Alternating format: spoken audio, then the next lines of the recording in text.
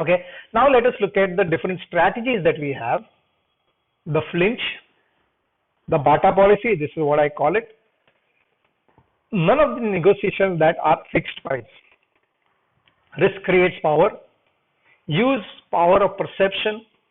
More authority does not equal to more power. Agent of limited authority.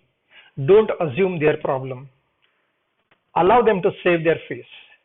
Treat people with the way they want to be treated rather than how we want to treat them. Okay, the nibble, the walkout, asking more questions and understanding the interest and needs. So 14 different strategies that you can practically use in any situation, any negotiation situation, whether it is hard style, compromising style, soft style. If you learn, these are blends of all these things. We have blended all these things into this. Okay, so wherever you feel appropriate, you can pick up. You don't have to use all 14 in one place, but you can pick up, you can create a recipe of the 14 and use it wherever you feel it is appropriate, right? The flinch. Now the flinch is basically a physical gesture, which usually facial, but it shows displeasure. So what happens is that when you get a first proposal and you say, "Gosh, you have to give me something better." Now the disgust on my face says that you have to give me something better. This is typically used by hard bargainers. And one simple thing is that it also tells us that do not accept the first offer that is given to you, however lucrative it may be. Okay, it's not a very easy strategy to use, in the sense that we don't like to create that kind of displeasure. Many people don't like to create. The hard bargainers are very, very good at it. Okay, so you can go ahead and use it when you feel that it is appropriate. A physical gesture which says, "I want something more than what you give." Okay, it shows displeasure on the face. Bata policy, this is a too good policy according to me, because it makes the person feel that you are buying at a lesser price. So you've seen Batas, right? They won't write 1000 rupees. They will cite 995 rupees. So 5 rupees less than that 1000 rupees, the 4 figure and the 3 figure. You can make it the offer is put in such a way that you are put in good terms and the buyer feels that they have win. It's just a feeling of winning. Instead of 4,000, 4 figures, I'm just paying 3 figures for the same thing. Just 5 rupees difference. You get that, okay? When you want to structure something about your pricing, think about the Bata policy. Make that other people feel that they have won. Now, when I say not a fixed pie, a pie is a circular kind of thing. Okay.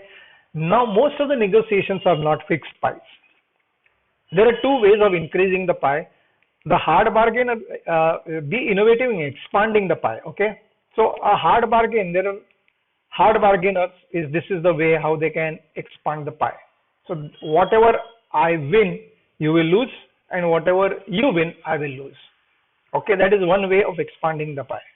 But there is another way. If you go and increase the circle of the pie, the outer crust that you can see, not the pie that has been removed on the right hand side, improve that, increase that. So this is something that when you increase the circle, that means expand the pie in this particular way, then what you get is more than what you want, and the other party also gets more than what they want. So it's creating a win-win. This is an amazing way of increasing. So how will you do that? You will have to find the interests and needs of the person. That's the way you can increase the pie, by expanding that pie. Okay. Now, risk creates power.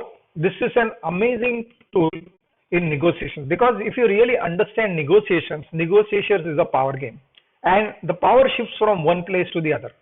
It always shifts. So let me put you in some risky situation. Okay. So I'm saying that I will flip a coin. Now you take a chance, and if you get it right, now there are only two choices. Either it will be a head or a tail, right?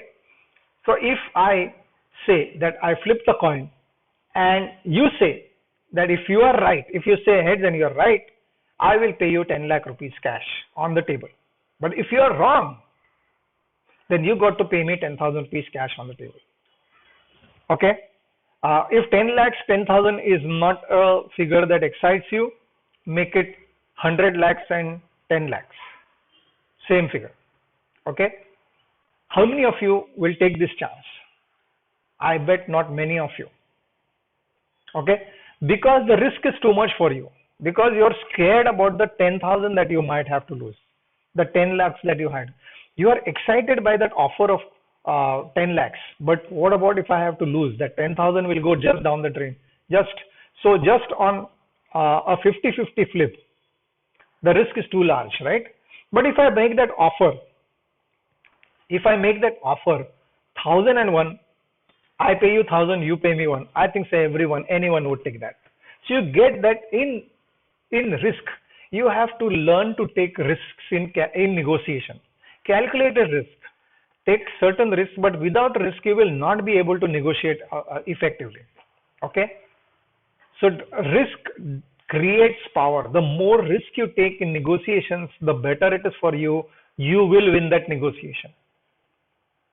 This is an important strategy to remember because it's a power game. The power moves from one place to the other in any negotiation, whether it is a monetary negotiation, non-monetary negotiation. Okay. So use that risk, create that power for yourself. Use power of perception. Okay. There is a figure on the screen. What you can see? Can you see an old lady or a young lady? I bet some of you can see an old lady, and some of you might sit and argue with me.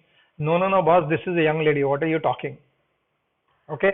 So this is the power of perception.